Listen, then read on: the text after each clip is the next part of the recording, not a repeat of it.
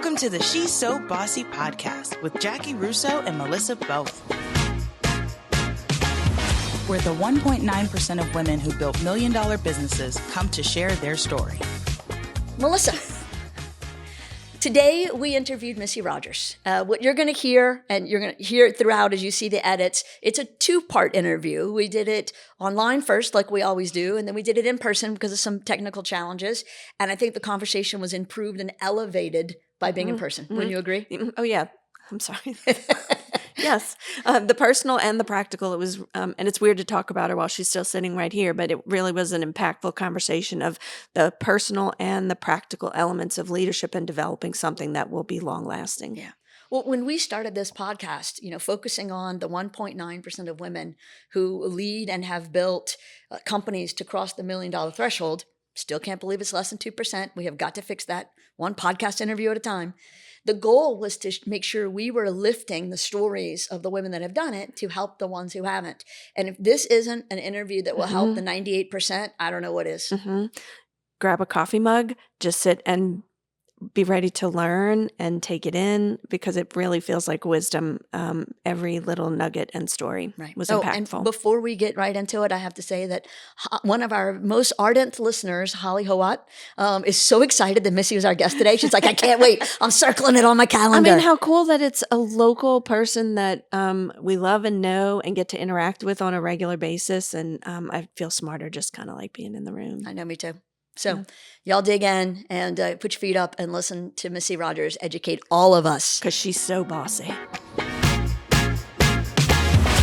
Welcome to the She's So Bossy podcast. What you will discover during this episode is this is take 2. Last week, we did it like we normally do it on Zoom, but there were some internet challenges, not with my internet connection, I just want to say, for my internet provider. So we decided to do it in person, which is a long-held dream of Melissa's. And so here we are. So joining us will be Missy Rogers, but what you're going to see in this episode, if you're watching it, is you'll see some of us in person and you'll see some of us in our normal Zoom. So it's an extra special episode for a lot of reasons, mostly to highlight Reagan's editing ability. Yeah. So, Missy, welcome to the podcast again. Thank you so much. I'm very, very excited to be your first live guest. In person. We are too. Yes, we are too. And based on the conversation that we had last week, I'm especially glad to pick up some of those threads and keep running with it. So I grew up on the West Bank of New Orleans, but I did commute across in-bridge traffic for an hour and a half every day to graduate from Dominican. Whoa! What year? 86. Okay. My sisters were all three Dominican, but they were like 69, 70, 71. And then my cousin Lisa Cates, she might have been a senior when you were a freshman. Lisa Bernstein. Well, Lisa Bernstein. So I had so my mom, her sister, both of my aunts. So let me think. The aunt ahead of me would have graduated in 78. Okay. And the sister ahead of me would have graduated in, 72? So they probably know each other. 71 maybe? My sisters then. They were Lyonses then. Lyons. Lyons, yeah. Tell them to pull out their yearbooks, and if there was a Bagnetto in there. A Bagnetto? No, Bagnetto. Bagnetto. Bagnetto. Sicilian Bagnetto. Okay. Not me. I'm the adopted German girl. But the rest of them, they're all Sicilian. Okay. I get that. I'm married into Sicilian Russos. I understand. Yeah. I went to Cabrini. Wonderful. Yeah. Wonderful. The sister immediately ahead of me went to Cabrini. And then when we moved to the West Bank, she graduated blank. Okay. So not sure she's forgiven my mother yet for making her graduate from blank and then sending me back across to Dominican. But yeah. That's wild, small world. For our listeners that are not briefed in New Orleans Catholic school culture, Dominican and Cabrini are like rival all-girl schools that have no rivalry, but they definitely know each other. Like there's some cross-eyed checking happening. Yeah. And I think maybe it was because we didn't have a sassy name for Cabrini, right? So, all the girls. Wait, y'all never called them Weenie girls. Cabrini? There's options here. No. Oh, I've not heard this one. No, I just made it up, but that seems like an opportunity missed. Yeah, you're right. I don't know what we were thinking. Right. teenage girls were so cruel. So we were Dominican, right? and then Mount Carmel, they were Mount Charmel. So Charmel, who the Ursa slimes instead Oh of the my God. Ursulines, you know. Yeah, What not about real Sacred Heart? mature. I mean, I went to the academy in Grand Coteau. What did y'all call the ones on St. Charles? I'm not sure that we did. So they're just above the fray. They were They're above so the good, fray. they're Yeah, untouchable. it was Ursuline, Mount Carmel, and Dominican that were just Yeah, and Cabrini at the time was like so kind of under the radar. We weren't really that competitive. Our rivals was like Chappelle in Kenner. yeah. Chappelle. I had friends go to Chappelle. I think maybe the other three. It was more about the volleyball teams. Maybe. Yeah, So yeah. funny. My cousins were very competitive volleyball players. My mom was like an all city, all star, all sports, like her whole freaking life.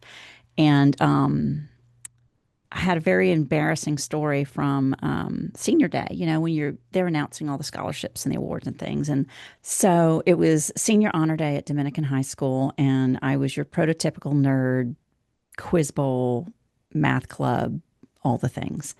And I mean, my mother was very bright and a good student, but her big high school victories were all sports related. She was all city, all state, all star, all sports, like crazy, like middle school through high school crazy. So it's we're past the scholarship money, we're past the academic honors, we're in the athletic honors, and they get down to intramural softball, the white ribbon, the honorable mention, the fourth place ribbon, and they're reading off the name of the team. And my name made it onto a roster, and my mother stands up and screams, "Melissa got a sports ribbon!" And, you know, it was one of those things where I didn't really have the heart to tell her. We would have forfeited the game if we didn't have somebody else on the roster that day. And so I was reading, as I often was, and they had me stand out in left field. I didn't even have a glove. And if anything came my way, somebody else ran over and caught it. And I literally was a warm body on a field. So that's the peak of my athletic ability, standing in a field with a book. But you got an Not award. Congratulations to that. she was more proud of that. She like called people for hours afterwards. Melissa got a sports ribbon. Melissa got a sports ribbon. So yeah, it was high school was interesting for me. Right. And then Missy, now since then, and I read somewhere recently, you're getting like other accolades, achievements, awards, some really incredible achievements, Missy. Thank you. You know, it's difficult when it's your name being put on the recognition, and you know that it's not yours alone, that it's such a team effort, and whether that's in the company, in manufacturing, or community impact, you know, we've been so fortunate to be recognized, and it's a little bit awkward, you know, to get up and thank people for the recognition without saying, you know, I'm just a part of this, right? And it's that balance, it's that ego balance line of letting yourself own some pride and overcoming maybe an imposter situation of, oh, it's not really about me, and saying, well, you know what, I absolutely helped build this, and I absolutely helped bring this to fruition.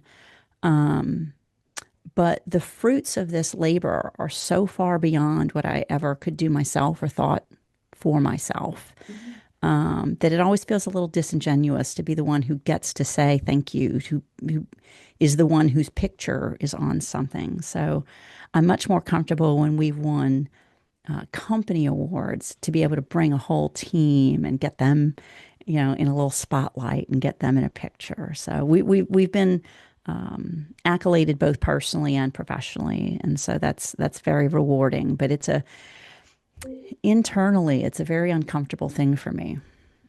I've often seen this, and I don't even know who to attribute the quote to, but that as entrepreneurs, we should share the credit to the team who does the work and earns the honor, and take the blame when anything goes wrong. Oh, That's oh, like our absolutely. role in the organization. And so to hear you talk about that, it's a reminder to me that that is what great leaders do. Well, I don't know about great leaders, but I'll just say leaders, okay? All It's a right. process. It's not like you win an award or somebody tells you nice words one day and suddenly you're a great leader. It's a continuing process. And I think it's because your team continues to evolve, not just the size of the team and the makeup of the team, but we're so fortunate. We've got people who've been on our team more than 10 years. If you think someone doesn't change a lot from their first couple of years out of college to being a mid-30s parent, they change a lot. And so you have to adapt to them. And I think sometimes the challenge can be, I don't struggle with it, but I see it a lot. Maybe because my kids are at that similar age, I don't have difficulty giving them the space to grow. And I find that I am effective at letting them be who they are, where they are, and not holding back on who they used to be. And I think that's maybe something that if you're fortunate enough to have a really long-lived relationship with someone professionally, maybe you don't change that much from 40 to 50, but you change a lot from 22 to 35. And so I think particularly if you're in an environment where your staff is really young and you can keep them, I think that's the big challenge, is to give them the grace to have been 23 and recognize that now they're 30, they're 35, they're 38. They're going to be a leader. They're going to be a manager. They're going to, hopefully you've coached and developed them to the point that they now can be entrusted with another half dozen people to coach and develop. And so I love that part of my role here. It's the most personally gratifying is to see them develop. It's my favorite part. And I think when it comes to the taking credit, the two things I'll take credit for, like you say, you have to take credit for the blame, right? One of my favorite clients of all, he's been with us for 20 years, and I'll introduce him to this account manager or that new head of engineering or something, and he'll say, "Well, this is great. You're growing. You're getting new people, but whose throat do I choke?" And I go, "This one right here. This is the throat you choke." They're here to take care of you, and if anything goes wrong, you come to me. Right. And we're going to fix it. And so you're right. I mean, you have to have the backing for your team. You have to know that they have to know that you're not going to hang them out to dry. They have to know that when it comes to it, that you've got the internal trust for them to be in the responsibility and the positions that they're in, so that your clients have that security, that the whole organization understands their needs and is committed to delivering it. And so when I've been asked about, team success or personal success, I will say, I think that identification of talent and that allowance to give them some space and some grace to grow is probably my superpower. That I don't pigeonhole people. And I think that's helpful. Why don't you tell us a little bit about Missy Rogers and Noble Plastics? Okay, so I grew up in New Orleans in a blended family, and went to LSU to get my mechanical engineering degree. And Are your people scientists? Like, is that a thing in your family? My grandfather was a chemical engineer, but no, the rest of them are not. Now, the generation below me, yes, quite a bit, actually. I'd like to think that Aunt Missy and Uncle Scott had some influences, being able to do some cool stuff. But Scott and I were students together, study partners and that sort of thing, and got married and had each gone our own path in industry. He on very much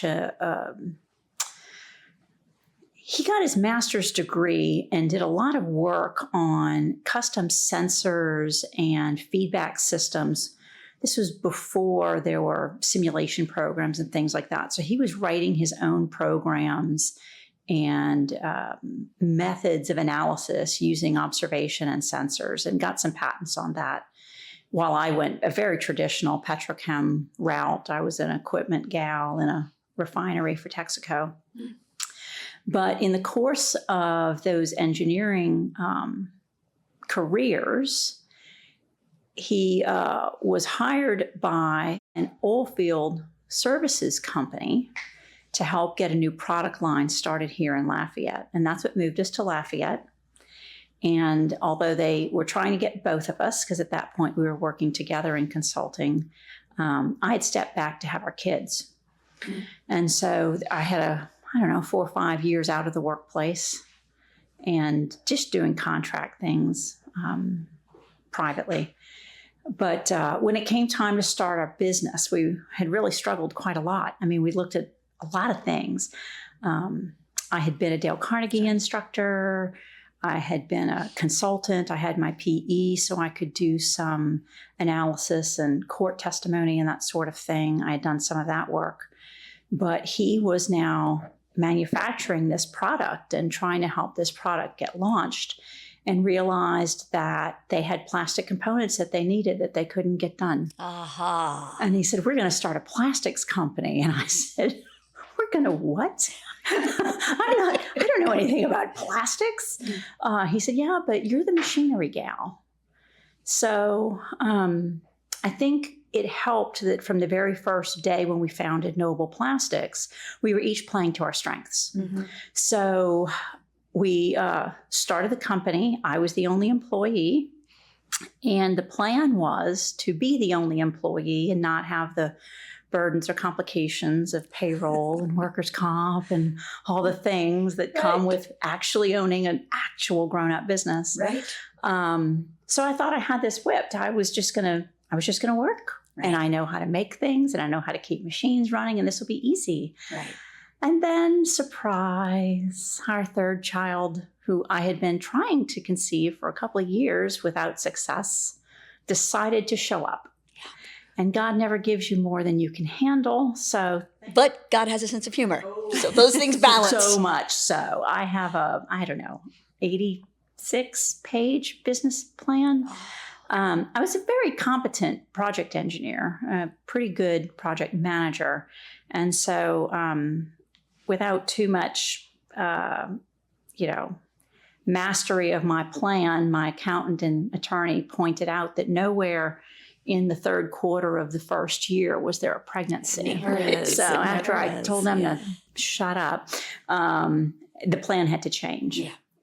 And so we started right away having to hire people. And Scott was still working for the oil field company. In fact, he didn't join us till year 6. Oh, wow. Yeah.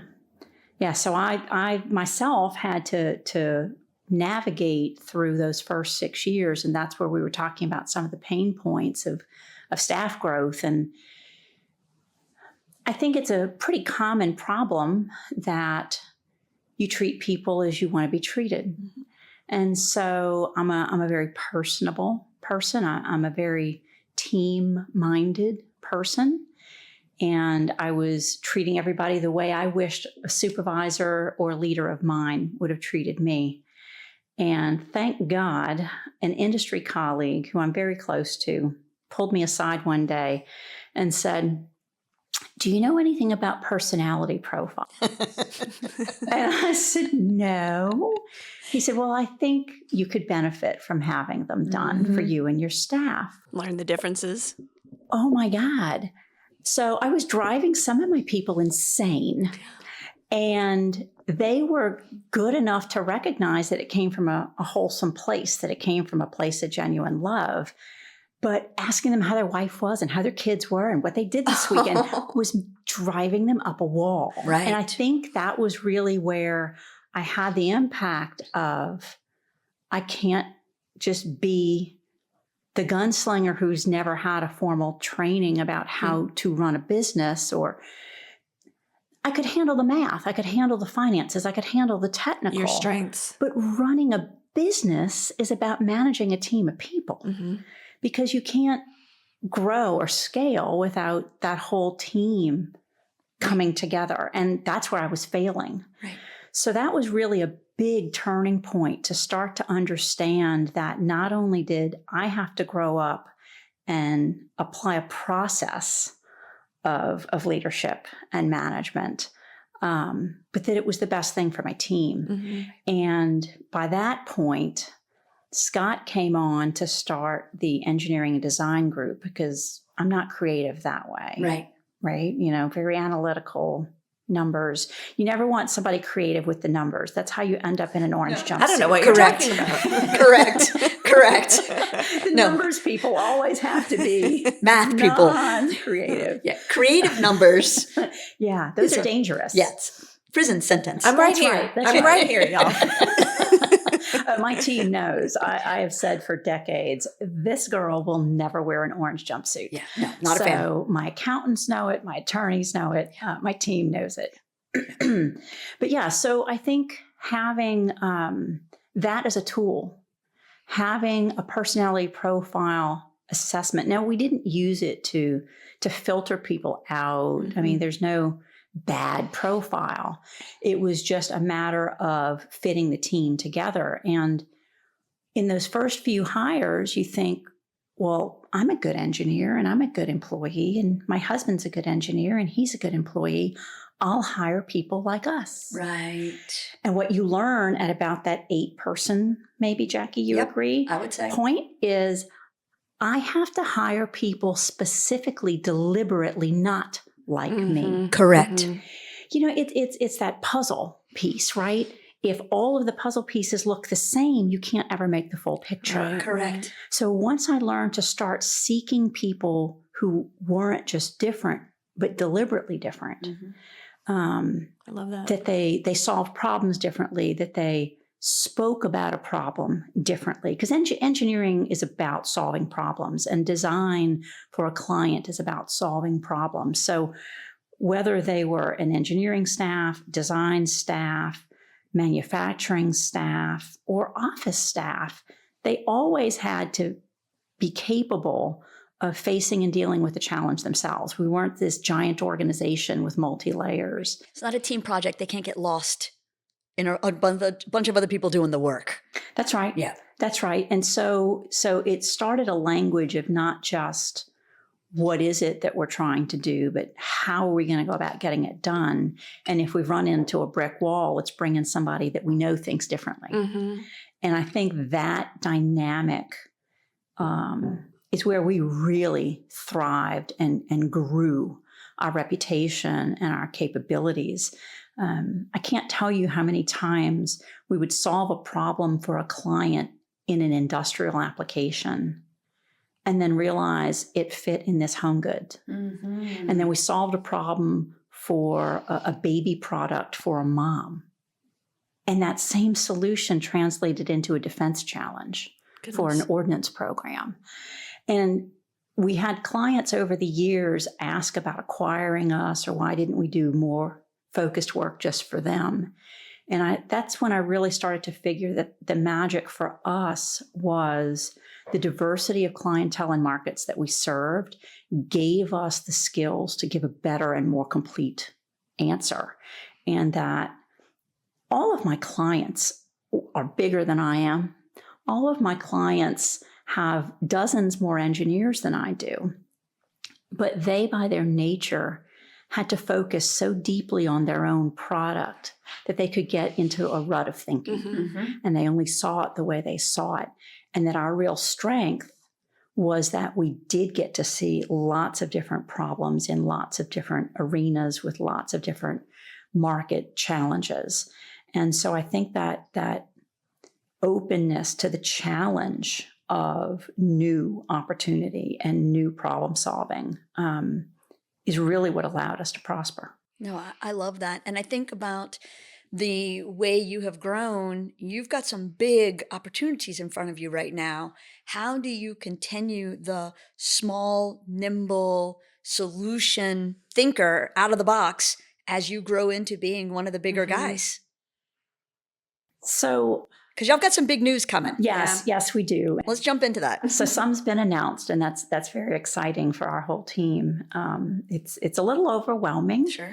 A manufacturer in a rural parish often just flies under the radar. We're in a nondescript steel building that's been a number of things in its lifetime. I mean, it's been a woodworking shop. It's been a janitorial supply warehouse.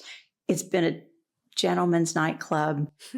Some history. Mm-hmm. Oh, there's history in that building. I think for us, the main thing was to know who we are. And when we know who we are, we know what value or connection we have to our clients or our staff. And for us, a lot of that came about as a core values exercise, probably 15 years ago. And it helps you determine not just who you are, but why you are. And it helps you down select the things that are distractions. It filters every decision, every choice, every relationship, so that it's meaningful to you. Well, and it helps bring clarity to the team. So in our language, our core values have to live and breathe. They can't be aspirational. They can't be posters on a wall. They have to be how you hire, how you fire, how you promote, how you reward, and how you coach through difficulty. And for us, it was pretty easy. We made this probably a bigger group project than might have been advised because we spent a lot of time with it. Well, clearly, it defines everything moving forward. Well, and we didn't do it as just Missy or just Missy and Scott. It was the entire company, and it was sticky notes on walls for weeks, down selecting and up selecting. You're making Melissa so happy right now. I just like, hi, Missy, you're my favorite. I mean, she lives for this stuff. Well, it wasn't our wisdom that drove that process. We had a consultant help us through it. But what we came out with was so clearly something we all stood behind and has remained without change for 15 plus years now. And we have to keep that drumbeat going as we recruit. We have to keep that drumbeat going as we develop. And so we're doing one of our highlights right now where we're doing a different one a month. And my little newsletter article about it was to remind people they're in order of importance. You don't just get to pick the one that you like best. The first one's the most important. Which is what? Do what you say you're going to do. Integrity. And as long as you can do that, you don't need to worry about anything else. If you can do what you say you're going to do, you don't even need to know the rest of them. But then life happens and something comes up. And so machines break, trucks get lost, people have the flu. You can't follow through on what you committed to. What's the next core value? Help people succeed. What's the thing that needs to get done to help the person you made the commitment to? For us, it's most commonly about quality. You'll notice be on time is nowhere in my core values. Not that being prompt or prepared doesn't matter, but shipping out a product on time that has concerns about its quality would waste everybody's time and money. Right. So if you have to miss a deadline, you have to know the next thing is help them. Is a short shipment enough? Can we substitute something else? Is there an equivalent? If not, the third thing, care about getting it right. It can't just be a second best substitute. It has to meet the criteria. And then fourth and fifth are, again, the things to kind of, well, this didn't work and this didn't work, and now what do I do? Well, be adventurous, be creative, think out of the box, be competitive. How could I bring someone else in to help me? What might be some non-standard path to get this done? And I think that when you put them all together, it's a story of resilience. It's about not giving up. And so much of success just is about the continuing to try. And to know that it's okay if what you tried didn't work. That's something that engineers already have in their DNA.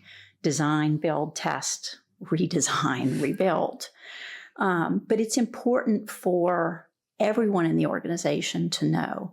I mean, can you imagine a maintenance man who the first time he tried something and it didn't work said, well, I guess it's just broke, and walked away? How do you teach that to your team? You say it comes naturally to you and it doesn't come naturally to everyone. How do you instill that, lead it, coach it, help your team embody that value also? Well, I think a lot of it in the hiring process is telling a story about the values, right? Like I said, they can't just be a poster on the wall. If they're not being used in your sales campaign and your marketing campaign and your recruiting campaign, you're not sharing with people who you are and what matters. So when you're going to hire that accountant, HR, a data person, and you're telling them, here's our core values. Don't just roll your eyes. Say, no, this is how we do our business. People depend on you to execute what you commit to. It's accountability. It's respect for the team. It's respect for the client. It's respect for yourself. And to give them the grace to say, not everything goes like we plan. Right. So now what? What's next? It's not enough just to say, I couldn't make it happen or I couldn't make it work. Right. That's not okay. You have to keep trying. And until you get to the end of that list, until you've brought in other people, until you've used the resources that you haven't gotten permission to stop trying. I love it. That addresses a lot of stuff. I know I'm kind of looking at Irie over here. That addresses like so many of our conversations, like in this creative space, at brandRUSSO and really everywhere. When you're trying for excellence, acknowledging the values and keeping on going because that's what you aspire to do. That puts it practically. I love that. Well, thank you for that. I can't take credit for them. I didn't do them by myself. But the team did. And that's what's so important. The team absolutely did. You're one of the few Louisiana-based companies that we've interviewed on this podcast for a lot of reasons. We wanted to have a diverse group. We look outside the state. How do you find your roots in Louisiana helps or hurts the growth of Noble Plastics?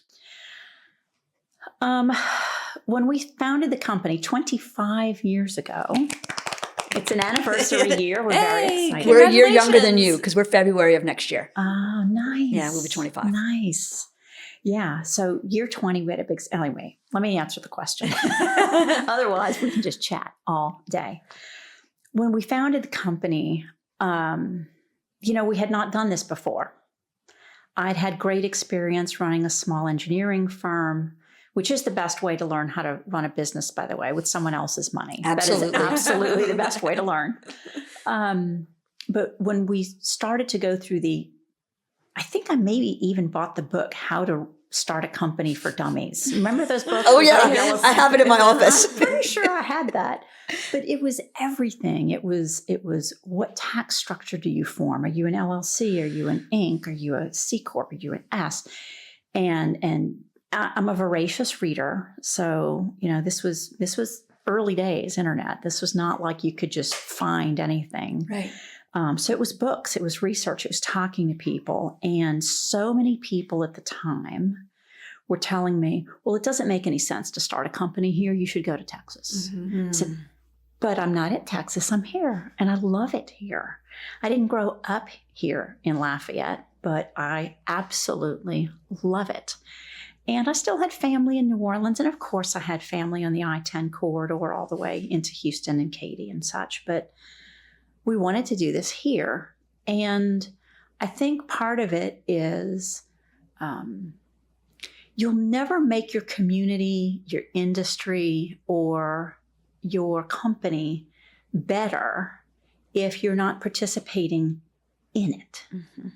Right? If you want to make your school system better, you got to show up. If you want to make your political organization better, you've got to show up. If you want to make your elected officials better, you have to vote. Right. If you want to grow a company, you have to work in it. I don't believe in just this investor mindset. And so I think for us, it was, well, if there's not enough opportunity here, that's even more reason to start a company here. And being in a rural location where you see so much of the population is marginalized because of either lack of public transportation. Mm-hmm. You know, I took for granted having my own private vehicle that I could work where I wanted to. But that's a privilege that a lot of people don't enjoy. And if you're not in an urban center, how do you get to work? Right. Well, people outside of the urban center have to take care of their families, and they want opportunity. So being in a rural location certainly has some challenges. Well, and just for the people who may not know, when she says rural, does the city have 2,000 people? Oh, gosh, no. Okay. In fact, it is in danger of losing its designation as a city. It's so small it might become a village. Okay. So we're talking about rural. Where is this? Grand Coteau. Grand Coteau. There's one Okay. stoplight. Okay. And when I grew up, there was a caution light. Right. Yeah, well, and it should be a bedroom community to Lafayette, and it will as the I-49 corridor continues to flush out, but it's just not happening as fast as it should. Some of that school district development, some of that was COVID. We had a huge setback, but I think 10 years from now, you won't even see the end of Lafayette and the beginning of St. Landry Parish.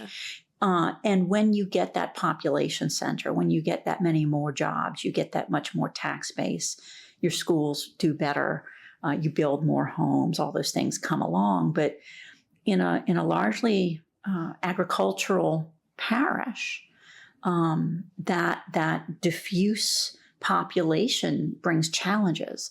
It brings challenges to everything. Parish is what we call counties in Louisiana. Right. So yes, thank you. We have, most of our listeners are not here, so I need to translate every once in a while. Which is fabulous. They should come visit because They should. our parishes are amazing. There's so much history, as you know, And culture. in the part of the state that we're in. But I think that's one reason that I wasn't daunted by it. My industry, the plastics manufacturing industry, is very price challenged. We don't tend to be the main ingredient in a product. We tend to be part of an assembly, or we are the product and it's a very low cost product. It's a plastic thing, right? You get it at a dollar store, or it's the knob on the rod, Right. right? It's the small piece. It's the enclosure around your phone or your audio pickup. And so by its nature, they tend to be located in rural communities. More affordable land, more affordable buildings, a workforce that's perhaps more motivated to take a very entry-level kind of work. We're a little different than a lot of our industry because of our automation. When I go see colleagues of ours, it's an unair-conditioned shop. People are wearing shorts and T-shirts and they're sweating. Maybe they've got fans. The lighting is poor. The ventilation, I guess, is great because they've rolled up the doors of the steel building to try and have airflow. Right. But it was not uncommon for that to be what manufacturing looked like. And so for us to say, well, how are we going to afford to get this done? You're not building a multi-million-dollar building. You are finding an empty building for rent or for lease or purchase. A former gentleman's club that needs to be remodeled. The stories of that building. Yes. I don't want to know any of them. Well, we're about to tear down part of it and rebuild. So we may actually lose the bullet holes from the fight in the VIP room upstairs. Oh. I think you should cut that out and put it Right. It's iconic. Well, you can still tell what the dance floor was and the poles in the warehouse. Oh my gosh. Honest This conversation took a turn, Missy.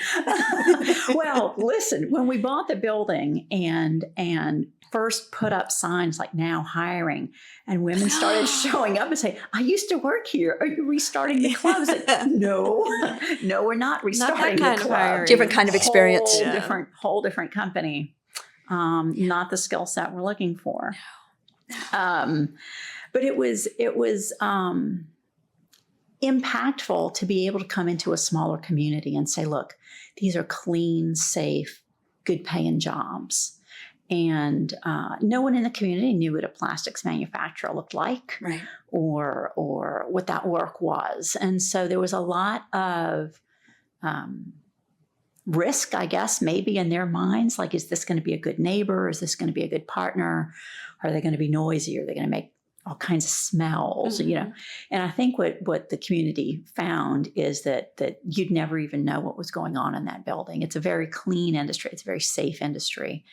And once the word got around the community that we were a good, safe employer, we've really just benefited from being in a community where people see the advantage of being able to ride a bicycle to work or walk even from their home. Our 2 locations have neighborhoods nearby, and it's not uncommon for us to get a family unit to come in because they can walk to the plant. Right. Nice. So when I think about plastics, it has a reputation. I mean, since The Graduate, we've all talked about plastics. And so it's not always considered to be the safest, cleanest, most environmentally friendly of manufacturing. So what have you and Scott and Noble done to try to make sure you're doing the best you can for the environment? I think it's actually easier than maybe you'd worry about. The process itself is very clean. There's no ground emissions. There's no water emissions. There's no air emissions. If something goes wrong and overheats, it smells like what happens when you slag something in your microwave. It's not pleasant, but nobody's going to get sick. And so there's a lot of ease that comes from that. In fact, that's probably the number one concern we get from a new employee is, can any of this make me sick? Right. And we say, well, there's a very transparent safety system, and hey, we can go look at this. And basically, if you don't eat it, you're okay, and it doesn't taste great anyway. So that's easy. And then there's just responsible business practices, like not having waste on the ground, not putting things in landfills. Part of the mindset when I came up through refining, they got a lot of environmental pushback. They have a lot of hurdles to overcome on a mindset of pollution. But one of the crusty old guys at Texaco taught me, polluting is bad business. Mm-hmm. It doesn't just cost you a lot to clean up, but what you spilled had value. Mm-hmm. And so that's a lot of the language that I use with our people is, look, you're not going to eat it. You can't take it home and do anything with it. Right. Don't let it fall on the floor. The only value it has is going into the machine. And everything that comes out of the machine, if it's good, gets sold. So it's about lean manufacturing just naturally. Don't waste. Don't make scrap. Clean up. Everything that can be recycled should. Some of our clients specify that we use a recycled product stream. They want to be able to put that on their marketing, on their labeling. But even for those who, because they might be in a food service or they can't use any kind of recycled content, we sell or repurpose all of the scrap or runners or waste that come off of that. And so I can't say we're a zero waste, zero landfill company. But I think it's fair to say most of the industry has gone that way. And again, part of it is when you're in a tight margin business, mm-hmm. if you can sell your scrap for even pennies, you sell your scrap instead of pay to have a waste disposal company put it in the ground somewhere. It's very smart. Good. What's the moment in your journey when you thought, I'm not sure I can do this, and what got you through it? I've had several of those. Mm-hmm. It might take me a minute to think about a specific one. Yeah, and my question was kind of going to that too. Can I just, as you're thinking please. About it, because, we, with the She's So Bossy title, we're kind of playing up and playing on the fact that women in boss leadership roles is not always easy. And, we have some double standards, and we try to stay away from the questions about being a woman in leadership and business. But we can't ignore the early part of your story was how you took off from your leadership track, your business plan to have the family. And now here you are.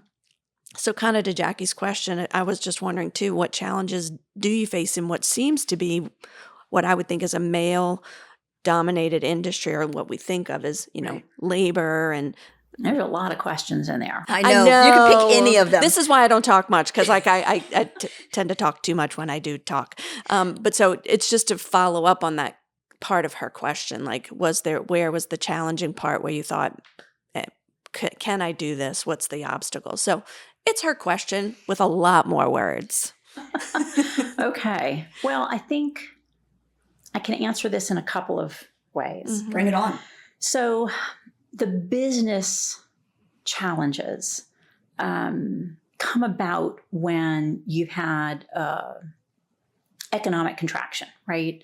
You lost a client, you lost an industry challenge. So for us, that was the 2009 financial crisis and the 2015 oil industry collapse. Being in this part of the country, most of our clients are in the oil field and industrial space. And so on the one hand, you say, well, this market or this client that's been a major part of my business is telling me that they're not going to be doing much revenue with me. What do I do? Well, you need to immediately pivot. You need to immediately get all hands on deck. And that was not hard for us. We've always had a pretty transparent relationship with our staff. And so I think a lot of it was bringing all hands in, saying, hey, nobody's surprised by this, right? Particularly when it was the oil field contraction, because everybody's family was in it. Mm-hmm. So they all had family members losing jobs, losing payroll, concerned about their family stability. And so we came together and we said, here's our plan. Here's what we're going to do. Here's what we can do. Here's what we can't do. And if we all work together, we're all going to be okay, but we're going to get through it. And nobody was really happy about it. Right. But we got through it, and we got through it faster. And I think part of that was that I have to be who I am. And I wasn't going to play a game with them. I was going to have to be honest and vulnerable. And that's where I often think that women can succeed better than men in challenging times, partly because we're culturally acclimatized to being okay with being vulnerable. Mm-hmm. We don't have to put up a front. It's okay to say, this is scary, and I've done the math, and I think this will get us through, but this is the best information I have, and this is the best decision I can make at this moment. So that, I think, partly answers your question. Mm-hmm. What happens when the 100% business goes does. badly? Right. What maybe I didn't answer is what happens when Missy goes badly. Right. Mm-hmm. That's happened too. What does Missy do? It's... I just want to hear grabs a drink and hits the club. But what do you really do? I don't have the magic answer. Right. And I think all I can say is I've gotten better and better at handling it by becoming more and more aware of it happening to me. So probably the first time I personally had a really major stressor, I didn't handle it well. I stressed my family. I stressed my spouse. I lost weight. I couldn't sleep. I was tremulous. People were worried about me. And it wasn't until it reached a point where I really went, this is not okay. And I've had to learn. And I think part of it is just maturing. And, you could say, I didn't learn those things maybe when I was younger, but at some point, the rough times are going to come for all of us. And you learn by the experience. Mm-hmm. That's right. And so things like more deliberate, purposeful planning and time. And then some of it is just saying, I've given this thing, I was a Dale Carnegie instructor. That was one of my potential entrepreneurial paths. Right. I go back to my little golden book. How much worry am I going to let this take from me? Right. And I've gotten very good at saying, I've put enough energy into that, and that's done. The anxiety, the worry does not get better when I pour energy into it. Mm-hmm. I know me. I'm a problem solver. I cut off that whole line of thinking. I cut off that whole path, and I turn that energy into, there's a way to solve this, and I'm just going to find out how. Mm-hmm. And I think the better I get at recognizing it, the faster I pivot, the faster I'm out of it. Yeah. Right. Yeah. No, I think you answered it all, beautifully. I love, it was the perfect marriage of, this is how we operate a business, woman or not. This is like smart business practices. And then I really do appreciate the personal aspect of it too. Mm-hmm. And you're going to have both. You're saying can, like maybe it'll happen, maybe it won't. It's definitely still going to happen human. at the same time. Yeah. Well, and if you work with your spouse, Jackie works with her spouse. And your child. And two of them. Right. Two of Oh, I've got two too. Yeah. I mean, two in the business. Yeah. Yeah. Yeah. So And it's great, by the way. it can be. It can be. Yeah. It can be the most amazing, satisfying thing. And it can also be the most nerve-wracking, terrifying, anxiety-filled thing. Yes. But yeah, I think any entrepreneur, male, female, needs to understand that. And maybe it's because I compartmentalize too much. No, I'm a big You do fan. it well. You do Big it fan. well. Yeah. Ignore her. compartmentalizing. Big No. fan of compartmentalization. But I the think best. if it's a business problem, okay, I have tools for that and I have resources for that. And those resources and tools look like this. And if I have a spouse or relationship problem, I have resources and tools and they might look like that. And if I have other kinds of, I have financial challenges, they might look like this and I have tools like that. So for me, it's very much about categorizing something and then breaking it down. Mm-hmm. Small pieces. Engineering. Mhm. Well, but in life, love how you your brain have works. to make small pieces because you can't tackle the whole thing. Mhm. And so if you break it down into small pieces or compartments, then you can get it fixed. 100%. If you interviewed my staff today, at least 50% of them, if you ask that question, would say, you eat the elephant one bite at a time. We say that a lot in our business. I used to also, but got in trouble with a client who was a big PETA fan who did not appreciate it. So now I say apple. You eat the apple one bite at a time. Apparently it's okay to eat fruit. Yeah, I'm not really planning to eat any elephant myself. I'm not either, but boy, they were offended, like legit Really? offended. Oh, Yeah. oops. Okay. You have to have that nuance of knowing who your client or your audience is, right? It hasn't happened much, but we have had occasions where a client has come in and it's just not been a fit. Right. And to recognize that early, it's as crucial as recognizing a bad hire early. Mm. So finding whether you and that client have enough in common to make this work mutually or not. We see it with our design staff. If an inventor comes to us or a client comes to us with a new product line and we can't find something exciting about that product, we won't take the work because I don't believe we'll do our best work. Hmm. And they deserve somebody passionate about their work. Absolutely. All right, this is my last question on the list. When all's said and done, what do you hope your legacy as a leader will be? I'm going to need a minute. You can have as many as you want. I'm not sure I'm ready to talk about legacy. Okay. I mean, it's a big word. It's a big It's heavy. It's a heavy word. It's a heavy word. You want to say like next year? How do you want people to think about you? We don't have to make it eternity. We can just pull it back. We just say like in the next 15 months, how do you want people to talk about you at dinner? I think as many mistakes as I've made, technical mistakes, personal mistakes, leadership mistakes, I think it would be amazing if people could say she was kind. That even when I'm wrong, that it came from that place.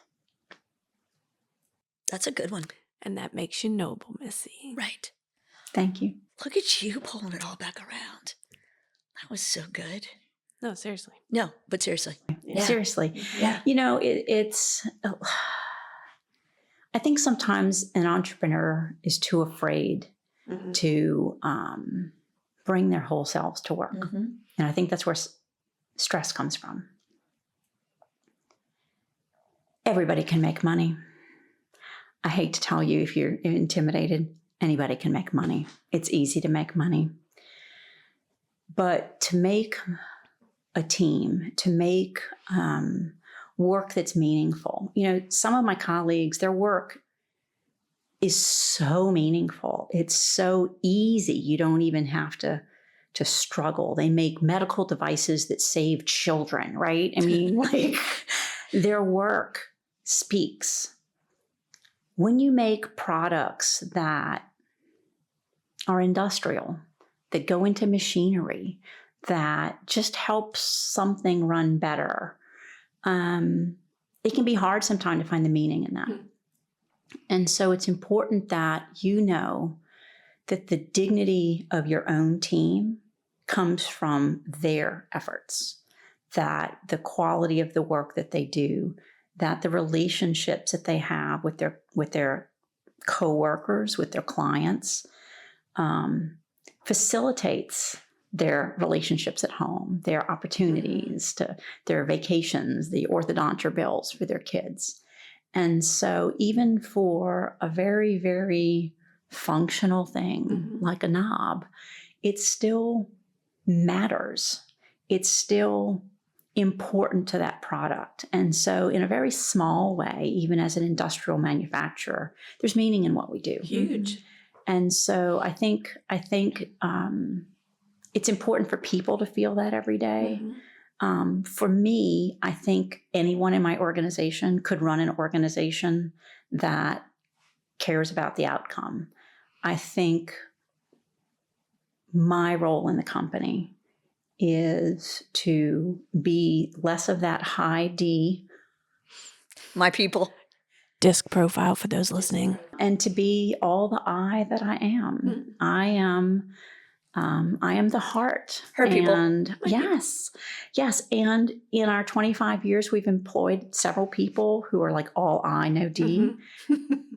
And, you know, the team, I think, has come to understand that Missy may get weepy from time to time, but I think there's some trust in that too, because it's true and it's genuine.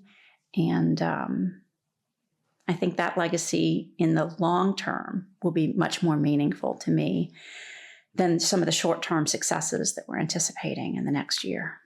Fact. Love that. Are we doing lightning round now? Yeah, let's do it. Okay. Oh, me go? Okay. What was your first job ever? My first job ever was making shakes at Rack's Roast Beef. Yeah. There you Where go. was Rack's? Is that on the West Bank? It was on the West Bank. In New Orleans. Yeah, at the mall at Barataria and Lapalco. I grew up with the Plaza. I was in New Orleans East. Oh, so okay. that's awesome. Well, then. Well, you can't say that now. It's No, not no, no. fancy Yeah, now. oh, Come on. Not anymore. Come on. Not anymore. No. Biggest business splurge you don't regret? I think the biggest splurge actually would be things like my logo in the lobby. It's very nice. It's very nice. It's very nice. We have had help along the way. They came with something great. We made some fine tuning. Okay. It's one of those things that at the time they're like, "You're going to spend what on what?" No, I don't regret that. What is your go-to pump-up song? I guess CNC Music Factory. Oh. Body's Fat. Yeah. Yeah, that's a good one. Everybody dance now. I get on my treadmill to that. So Nice. I always feel good when that one starts me off. Which one is that? It See- makes everything go right. That Yes, one? Okay. yes. Funny. Okay. Good. Book every leader should read. Every leader should read. I'm going to have to stick with my favorite book regardless. Pride and Prejudice. Oh, excellent choice. Listen, human foibles Yes. persist, Yes. right? You can learn as much from Pride and Prejudice or Midsummer Night's Dream by Shakespeare I'm so happy right as now. anything from a modern thought leader on Fact. business, because people haven't changed that much. Or like it all? We have presumptions, we have prejudices, we have our own mindset and perspectives. And until we can break out of those and recognize the fallibility of those, we haven't really broken ourselves open to greater understanding. Pride go before the fall. Oh my gosh. What's the most bossy thing you've ever done? I do have language. What's The most bossy thing I've ever done. Oh, I promise you, my team would tell you there's definitely one of those. Air quotes. Every now and then I definitely strap on the stompy boots and I walk in and I just say, we're not doing that. There you go. I can't think of a specific. It doesn't happen frequently, but when it does, the team knows that that's over. Right. That's over. No is a complete sentence. If you weren't doing this, what would you be doing?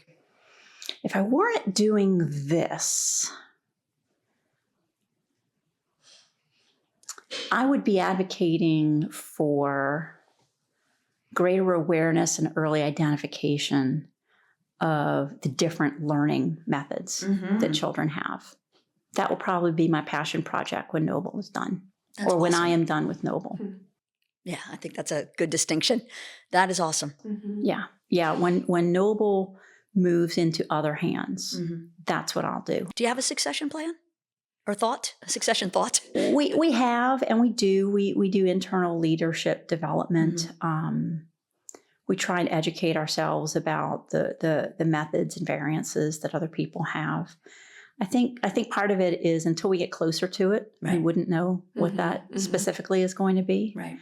But no, I definitely have things I want to do In the next chapter. in the next chapter. That's awesome. Will you come train my team? Is that part of it? Yes, Can you get absolutely. into coaching and training and We'll put you on the get team. on that roster? I could do that. I could really? do that. I heard the yes. It's on Okay, recorded. yeah. She's locked in.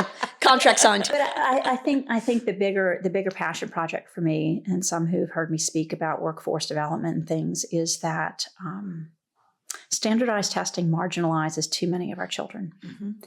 And being in a workplace where the recognition of spatial skills and visualization skills is paramount. It's what helps us make things.